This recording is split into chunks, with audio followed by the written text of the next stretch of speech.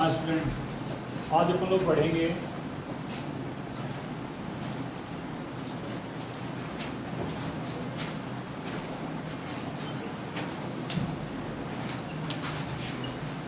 रेखा समाकलन, line and figure. तो देखो कल अपन ने क्या पढ़ा था? कल अपन ने पढ़ा था धारामापी को एमीटर के रूप में, ठीक है, और धारामापी को वोल्टमीटर के रूप में। मतलब धारामापी को हम लोगों ने कन्वर्ट किया था एमीटर में ताकि वो धारा का मापन कर सके। फिर अपन ने धारामापी को कन्वर्ट किया था वोल्टमीटर में ताकि वो वोल्टेज का मापन कर सके। आज का अपना टॉपिक है रेखा समाकलन, ठीक है। तो सबसे पहले इसका थोड़ा बेसिक सीखते हैं हम लोग। तो आप लोग ध्यान दो, जैसे देखो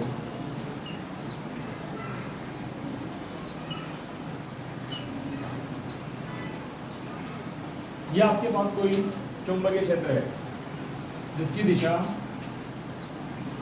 चित्र के अनुसार है, ठीक है।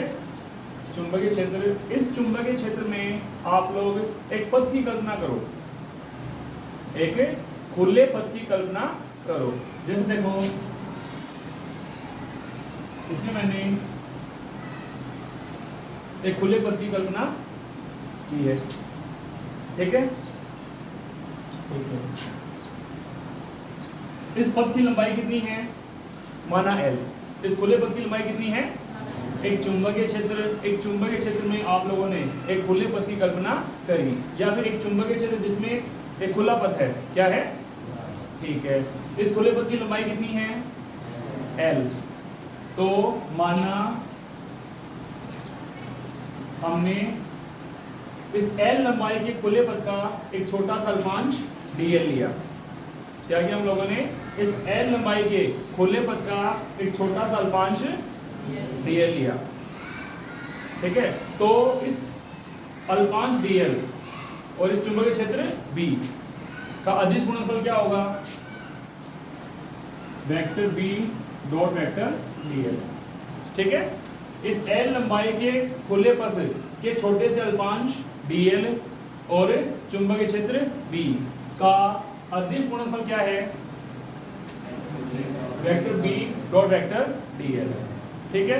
अब मेरा क्वेश्चन ये है कि ये जो अपना खुला पथ है इसकी लंबाई कितनी है कुल? L। ये जो खुला पथ है इसकी टोटल लेंथ कितनी है? L। तो इस L लंबाई के खुले पथ का चुंबकीय क्षेत्र B के साथ, इस L लंबाई के खुले पथ का चुंबकीय क्षेत्र B के साथ अदिश गुणनफल आप लोग क्या ले सकते हो? Vector B dot vector L ले सकते हो ना। या फिर इस मैथमेटिकल एक्सप्रेशन को और आप किस तरीके से व्यक्त कर सकते हो? तो देखो हमने क्या किया था, L लंबाई का खुला पथ लिया, ठीक है, जो कहां पर स्थित है? तो चुंबकीय क्षेत्र B में स्थित है, ठीक है। इस L लंबाई के खुले पथ का हम लोगों ने छोटा सा अल्पांश dl लिया, ठीक है। इस अल्पांश dl का चुंबकीय क्षेत्र B के साथ अदिश गुणनफल क्या है? Vector B dot vector dl। अब आप क्या करो, इस L लंबाई के खुले पथ को छोटे छोटे अल्पांशों में डिवाइड कर लो। तो देखो एक अल्पांश ये, दूसरा अल्पांश ये, तीसरा अल्पांश ये, फोर्थ ये, फिफ्थ ये। तो L लंबाई के इस खुले पथ को, चुंबकीय क्षेत्र में स्थित इस L लंबाई के खुले पथ को हम लोगों ने छोटे छोटे अल्पांशों में डिवाइड कर लिया, और हर एक अल्पांश की लंबाई कितनी है? dl। बोलो कोई दिक्कत है? ठीक है। इस अल्पांश का चुंबकीय क्षेत्र B के साथ अदिश गुणनफल कितना है? Vector B dot vector dl, ठीक है। दूसरा अल्पांश यही है ना। इस दूसरे अल्पांश का चुंबकीय क्षेत्र B के साथ अदिश गुणनफल क्या होगा? Vector B dot vector dl, ठीक है। इस तीसरे अल्पांश का चुंबकीय क्षेत्र B के साथ अदिश गुणनफल क्या होगा? Vector B dot vector dl, ठीक है। इस चौथे अल्पांश का चुंबकीय क्षेत्र B के साथ अदिश गुणनफल क्या होगा?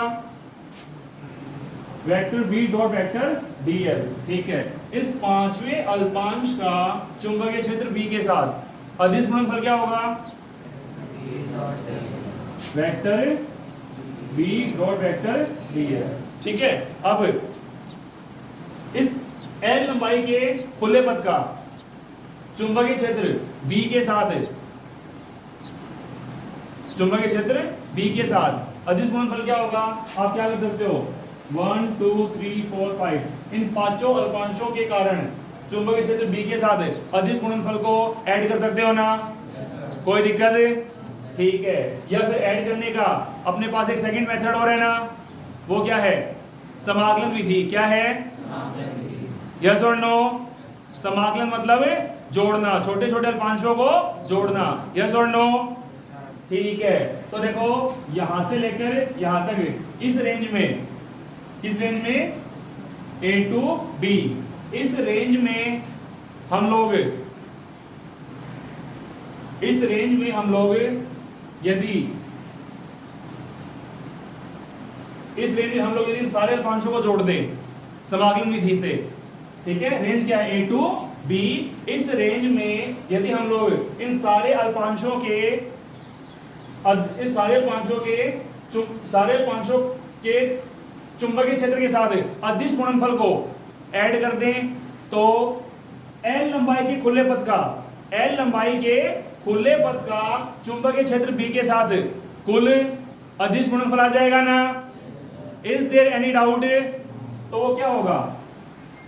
समाकलन vector B dot vector dl। ठीक है, यानी देखो ये क्या है? अल्पांश dl का, अल्पांश dl का चुंबकीय क्षेत्र B के साथ अदिश गुणनफल। यस और नो? ठीक है। हर एक अल्पांश को बिंदु A से B तक हम लोगों ने जोड़ दिया ना? समाकलन मतलब क्या है? जोड़ना। हर एक अल्पांश का चुंबकीय क्षेत्र B के साथ जो अदिश गुणनफल है उसको रेंज A से रेंज B में हम लोगों ने जोड़ दिया ना? और वो किसके द्वारा दिखाया हम लोगों ने? इस समाकलन के द्वारा। किसके द्वारा? समाकलन A to B। Is there any doubt? तो इस L लंबाई के खुले पथ का चुंबकीय क्षेत्र B के साथ अदिश गुणनफल, कुल अदिश गुणनफल आ गया ना? बोलो। ठीक है। तो अपना टॉपिक क्या है? देखो रेखा समाकलन। टॉपिक क्या है? तो देखो रेखा समाकलन। अब ध्यान दो आप लोग, मैं बेसिक कंसेप्ट आप लोगों को सिखा चुका हूं, अब इसको पढ़ते हैं। तो देखो अपने पास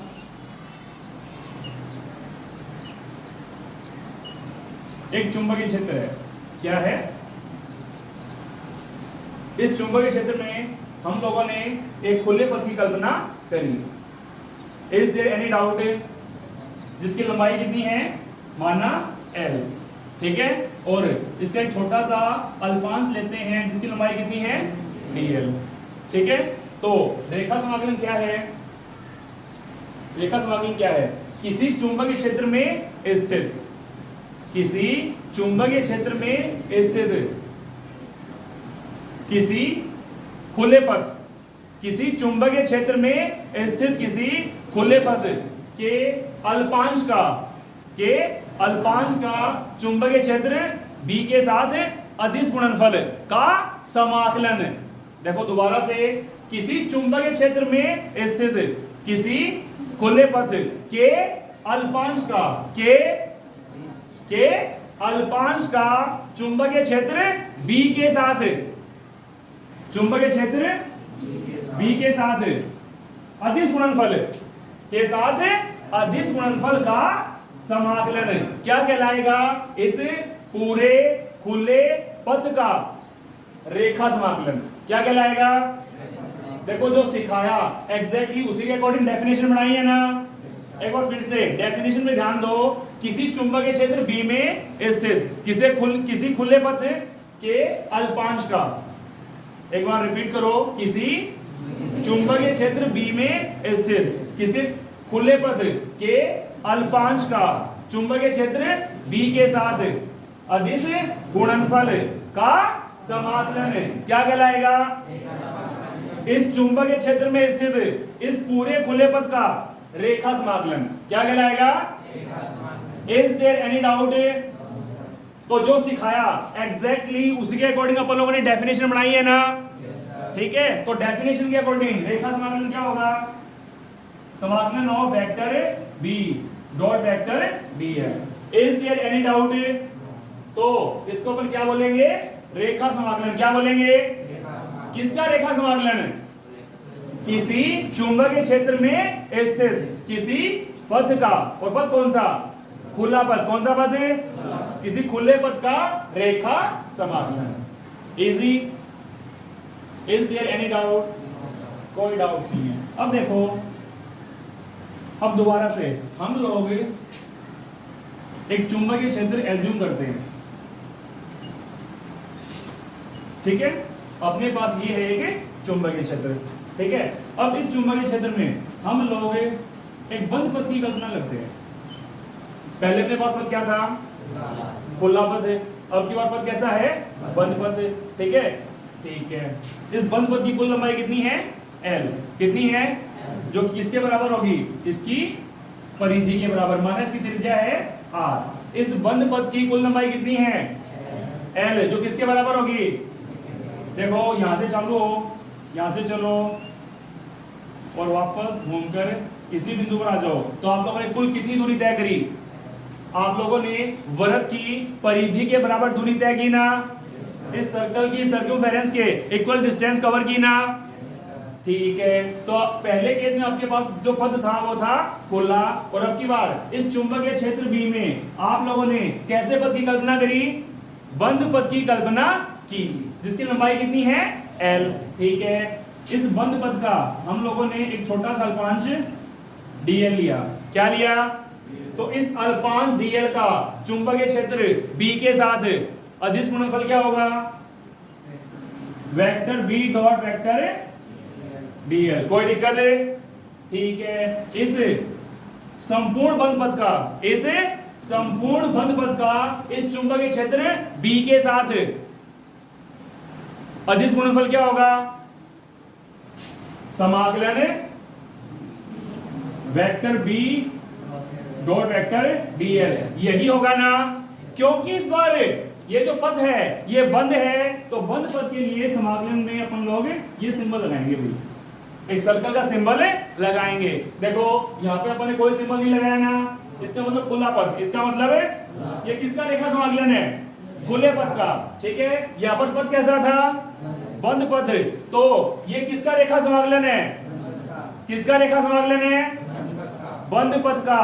तो याद रखना, बंद पथ के रेखा समाकलन को परिसंचरण कहते हैं। क्या कहते हैं? तो अपना जो अगला टॉपिक है वो है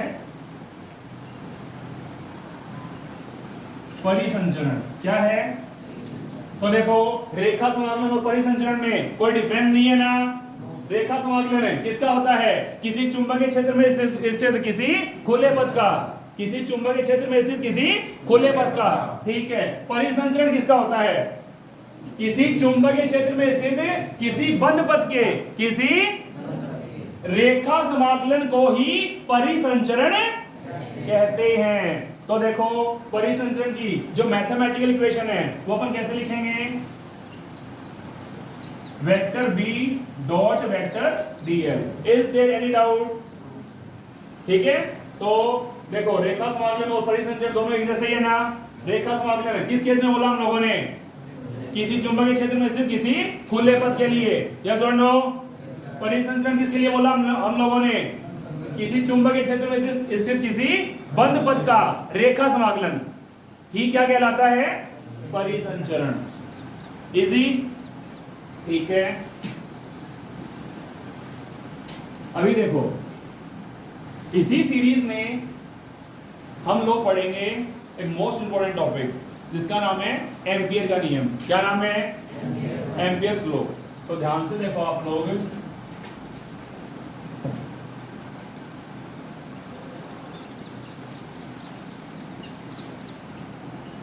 एम्पियर का नियम, ठीक है? देखो इसी से रिलेटेड है, ठीक है ना? पहले क्या पढ़ा था हम लोगों ने? रेखा समाकलन। फिर क्या पढ़ा था? परिसंचरण। अभी इसी सीरीज में हम लोग क्या पढ़ेंगे? एम्पियर का नियम। ठीक है, चलो एक छोटा सा बेसिक समझाता हूं आप लोगों को। जैसे देखो, आपके पास एक तांबे का तार है, ठीक है? आप लोगों ने इस तांबे के तार में आई धारा प्रवाहित की। तो ये क्या बन गया? धारावाही चालक। क्या बन गया? बन गया ना। और आप सब जानते हो जब किसी धारावाही चालक में धारा प्रवाहित की जाती है तो उस धारावाही चालक के चारों ओर चुंबकीय क्षेत्र उत्पन्न होता है। हम सब जानते हैं ना। तो जैसे ही हम लोगों ने इस धारावाही चालक तार में धारा प्रवाहित करी तो इसके चारों ओर क्या उत्पन्न होगा? चुंबकीय क्षेत्र। यस और नो? बोलो, कोई दिक्कत है क्या? ठीक है। तो देखो हम इतने सारे सर्कल नहीं दिखा के केवल एक सर्कल लेते हैं हम। ये देखो आपके पास वो तांबे का तार था, इसको नाम दे दो AB। कोई दिक्कत? इस तांबे के तार में जरूरी नहीं है तांबे का ही तार हो, कोई भी चालक होना चाहिए। क्या होना चाहिए? ठीक है। इसमें आपने आई धारा प्रवाहित करी तो इसके चारों ओर क्या उत्पन्न हुआ? चुंबकीय क्षेत्र। क्या उत्पन्न हुआ भाई? चुंबकीय क्षेत्र। ठीक है, ठीक है भाई। अब देखो ये जो एक बंद परिपथ है आपको दिखाई दे रहा है क्या? इस चालक तार के चारों ओर एक बंद परिपथ आप लोगों को एक बंद पथ आप लोगों को दिखाई दे रहा है ना। ये बंद पथ किसमें स्थित है? चुंबकीय क्षेत्र में। इस धारावाही चालक तार के चुंबकीय क्षेत्र में ये बंद पथ स्थित है ना। बोलो, नहीं भी है तो हम लोगों ने मान लिया, कोई दिक्कत है? इस धारावाही चालक तार के चुंबकीय क्षेत्र में, धारावाही चालक तार के चुंबकीय क्षेत्र में एक बंद पथ आप लोगों को दिखाई दे रहा है ना। इससे जस्ट पहले मैंने आपको क्या पढ़ाया था कि आपके पास एक चुंबकीय क्षेत्र है। क्या है आपके पास?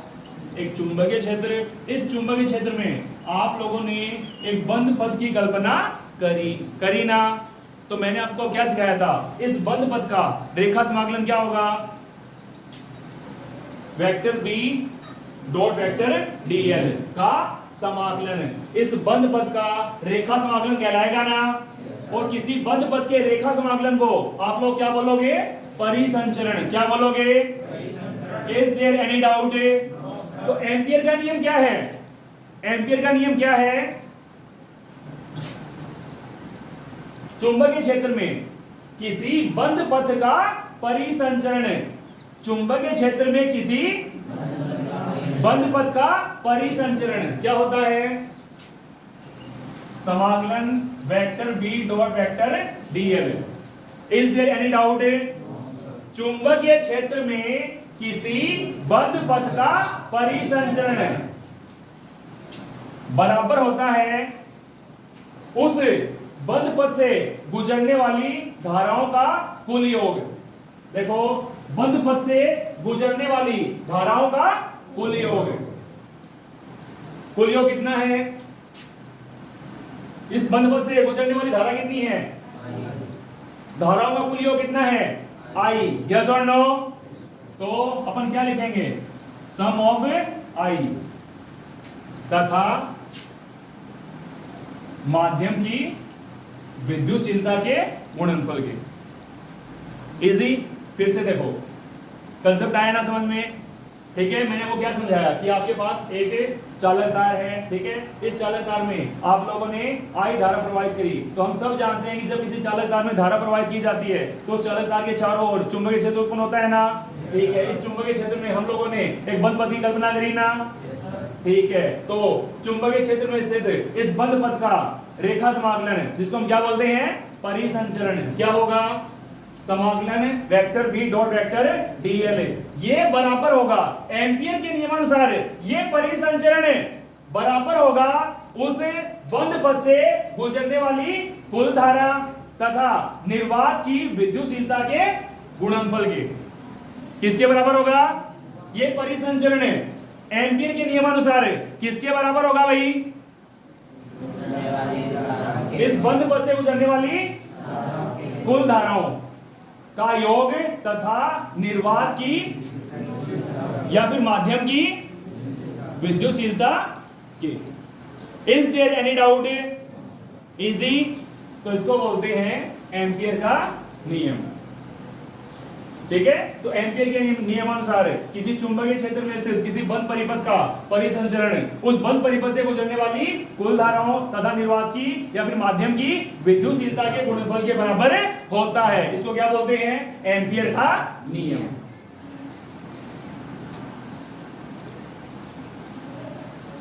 कुछ गलत बोला गया? फिर से देख लो। एम्पियर का नियम किसी चुंबकीय क्षेत्र में स्थित, हाँ चुंबकीय क्षेत्र की जगह विद्युत क्षेत्र बोला गया होगा, यस और नो, कोई दिक्कत नहीं है। तो किसी चुंबकीय क्षेत्र में स्थित किसी बंद परिपथ का परिसंचरण उस चुंबकीय क्षेत्र उस बंद पथ से गुजरने वाली कुल धारा तथा माध्यम की या फिर निर्वात की चुंबकशीलता के गुणनफल के बराबर होता है। इसको क्या बोलते हैं? एम्पियर का नियम। Any doubt? इजी है ना? Very good. तो देखो ये है एम्पियर का नियम और इस एम्पियर के नियम की सहायता से हम लोग कुछ एप्लीकेशंस को सॉल्व करेंगे। जैसे देखो आप लोग देखो बच्चों, कोई डाउट है तो पूछो। पहले मैंने आपको क्या पढ़ाया? रेखा समाकलन। उसके बाद में क्या पढ़ाया? परिसंचरण। इन दोनों से रिलेटेड क्या है? एम्पियर का नियम। एम्पियर का नियम कुछ भी अलग नहीं है ना? किससे रिलेटेड है? इन्हीं तो टॉपिक से रिलेटेड है ना? एम्पियर का नियम की स्टेटमेंट सिंपल स्टेटमेंट है ना?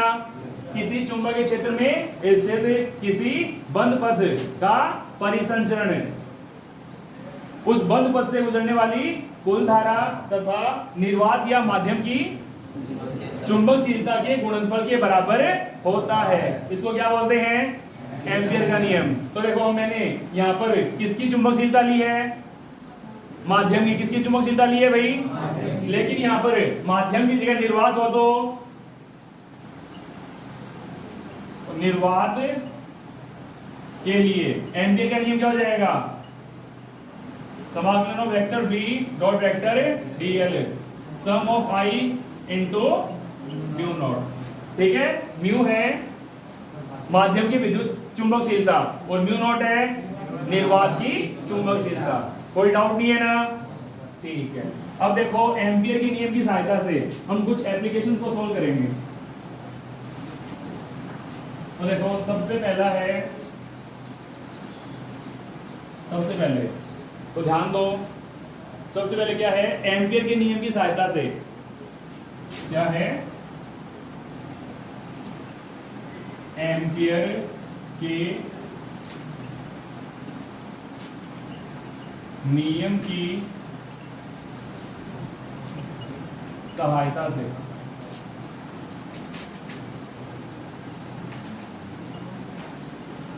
अनंत लंबाई के धारावाही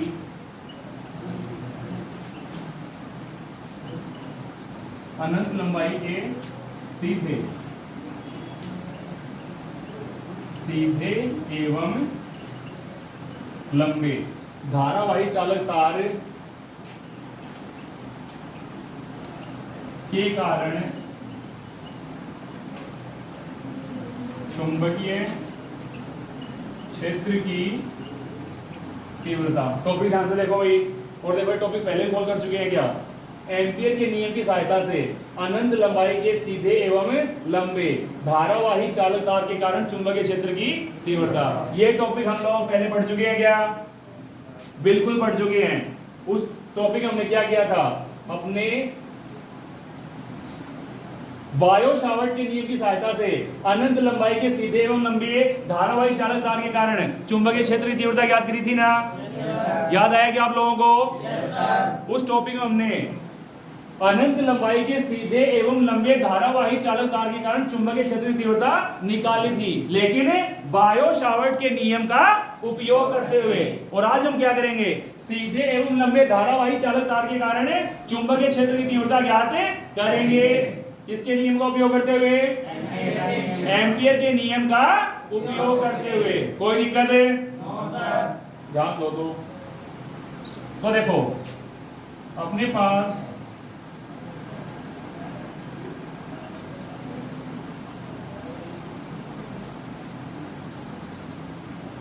एक अनंत लंबाई का सीधा एवं लंबा धारावाही चालक तार है। अब ये धारावाही चालक तार है क्या? बिल्कुल नहीं है, क्योंकि हम लोगों ने इसमें धारा प्रवाहित नहीं करी ना। तो देखो अब देखो हमने इसमें धारा I प्रवाहित कर दी, तो क्या बन गया ये? अनंत लंबाई का सीधा एवं लंबा धारावाही चालक तार। ठीक है, तो इस अनंत लंबाई के तार का एक छोटा सा टुकड़ा AB लेते हैं हम लोग। क्या लेते हैं? तार कितना है? इनफाइनाइट लेंथ, यस और नो? ठीक है, इस इनफाइनाइट लेंथ के वायर का एक छोटा सा पीस ले लिया हम लोगों ने, जिसको क्या नाम दिया? AB। इजी? ठीक है, तो इस तार AB या फिर इस अनंत लंबाई के तार के टुकड़े AB के मध्य बिंदु O से R दूरी पर कोई बिंदु है P, जहां पर आपको चुंबकीय क्षेत्र की तीव्रता B ज्ञात करनी है। किसके नियम का उपयोग करते हुए? एम्पियर के नियम का उपयोग करते हुए। ठीक है, तो देखो एम्पियर का नियम मैंने आप लोगों को सिखाया था, और वो नियम क्या था कि आपके पास एक धारावाही चालक है, यस और नो? जब किसी चालक में धारा प्रवाहित करते हैं तो उसके चारों ओर क्या उत्पन्न होता है? चुंबकीय क्षेत्र। क्या उत्पन्न होता है भाई? चुंबकीय क्षेत्र। माना ये इसका चुंबकीय क्षेत्र है, यस और नो? ठीक है, इस चुंबकीय क्षेत्र में हम लोगों को एक बंद पथ की कल्पना करनी पड़ेगी ना? मैंने क्या सिखाया था? किसी चुंबकीय क्षेत्र में स्थित किसी बंद पथ का, भाई एम्पियर का नियम क्या था? समाकलन vector B dot vector dl। ये क्या है? किसी बंद पथ का परिसंचरण है ना? तो इस चालक तार के चुंबकीय क्षेत्र में एक बंद पथ की कल्पना करनी पड़ेगी ना? उस बंद पथ को बोलेंगे एम्पीरियन लूप। क्या बोलेंगे? इस चालक तार के चुंबकीय क्षेत्र में या फिर चुंबकीय क्षेत्र में जिस बंद पथ की कल्पना आप लोग करते हो, उस बंद पथ को आप लोग क्या बोलोगे? Amperian loop. कोई दिक्कत है? तो देखो एग्जैक्टली सेम सिचुएशन यहाँ पे है। आपने इस अनंत लंबाई के चालक तार का एक छोटा सा टुकड़ा AB लिया ना? इसके मध्य बिंदु O से R दूरी पर कोई बिंदु है P, थोड़ा छोटा ले लो इसको, कोई बिंदु है P, जहां पर आप लोगों को क्या ज्ञात करना है? चुंबकीय क्षेत्र की तीव्रता B। तो आप लोगों को क्या करना पड़ेगा? आप लोगों को इस चालक तार के चुंबकीय क्षेत्र में एक एम्पीरियन लूप की कल्पना करनी पड़ेगी ना? Yes sir. कोई दिक्कत है? तो आप लोगों ने क्या किया? इस चालक तार के चुंबकीय क्षेत्र में एक बंद पथ की कल्पना करी। तो वो बंद पथ क्या होगा भाई? इसको थोड़ा और छोटा ले लो। ये बिंदु P, डिस्टेंस R, आपको क्या निकालना है इस बिंदु P पर? चुंबकीय क्षेत्र B। तो देखो आप लोगों ने इस चालक तार के चारों ओर या फिर इस चालक तार के चुंबकीय क्षेत्र में एक बंद पथ की कल्पना कर ली ना? अरे ये बिंदु P कहां पर होगा? इस चालक तार के चुंबकीय क्षेत्र के अंदर ही होगा ना? Yes sir. ठीक है, तो ये पॉइंट P था आपका। यहाँ पर क्या निकालना है? चुंबकीय क्षेत्र B। किसके नियम का उपयोग करते हुए? एम्पियर के नियम का उपयोग करते हुए। ठीक है, ठीक है भाई। तो देखो हम लोग क्या करेंगे अब? इस एम्पीरियन लूप का एक छोटा सा अल्पांश dl लेते हैं। क्या लिया हम लोगों ने? इस बंद पथ का एक छोटा सा अल्पांश dl ले लिया ना? ठीक है, इस बंद पथ की कुल लंबाई कितनी है? L। कितनी है? ठीक है, तो इसके छोटे से अल्पांश की लंबाई कितनी हो गई? dl। ये L किसके बराबर है? इस बंद पथ की परिधि के बराबर है। ये बंद पथ वृत्तीय है ना? तो इसकी लंबाई क्या होगी? 2πr। कोई दिक्कत है? कोई दिक्कत नहीं है। तो इस एम्पीरियन लूप या फिर इस बंद पथ का, इस वृत्तीय बंद पथ का एक छोटा सा अल्पांश dl लेते हैं। कोई दिक्कत है? ठीक है, तो इस अल्पांश dl का चुंबकीय क्षेत्र B के साथ अदिश गुणनफल क्या होगा? क्या होगा बोलो? Vector B dot vector dl। कोई दिक्कत है? तो इस संपूर्ण एम्पीरियन लूप का चुंबकीय क्षेत्र B के साथ अदिश गुणनफल क्या होगा? समाकलन vector B dot vector dl। क्योंकि पथ बंद है तो इस समाकलन के साथ इस सर्कल का यूज करेंगे ना? Yes sir. तो इसको क्या बोलते हैं? इस बंद पथ का परिसंचरण। क्या बोलते हैं? तो एम्पियर के नियमानुसार इस बंद पथ का इस तार के चुंबकीय क्षेत्र में स्थित इस बंद पथ का परिसंचरण किसके बराबर होगा? किसके बराबर होगा? इस तार में इस एम्पीरियन लूप में बहने वाली कुल धारा कितनी है? I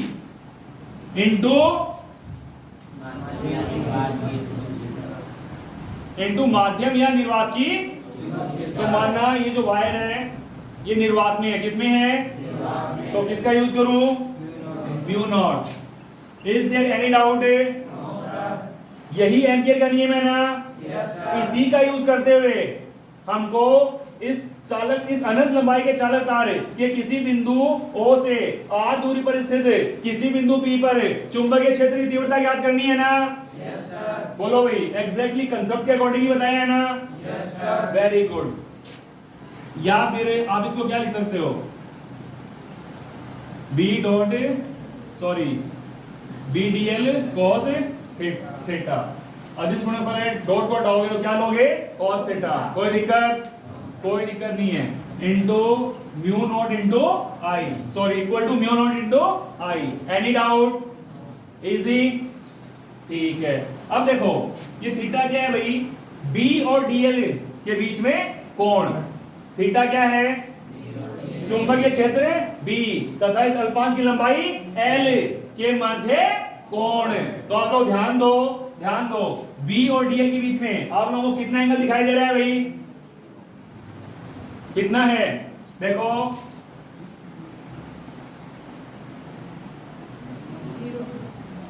हाँ,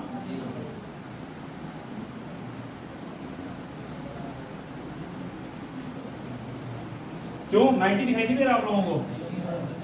हाँ 90 नहीं है। ये एंगल कितना है? 0। कैसे है? अरे 5 को तो मैंने बड़ा करके दिखाया है इसलिए आपको 90 लग रहा है ना? लेकिन इस एम्पीरियन लूप का ये जो अल्पांश है ये इतना बड़ा थोड़ी है। ये कितना सा है? जस्ट एक पॉइंट के जितना या फिर इससे भी छोटा। अल्पांश क्या है? बहुत ही छोटा टुकड़ा। Almost equal to 0। यस और नो? यहां देखो आपको अल्पांश मैंने बड़ा करके दिखाया ना, तो बी और डी के बीच में एंगल कितना दिखाई दे रहा है आप लोगों को? 90।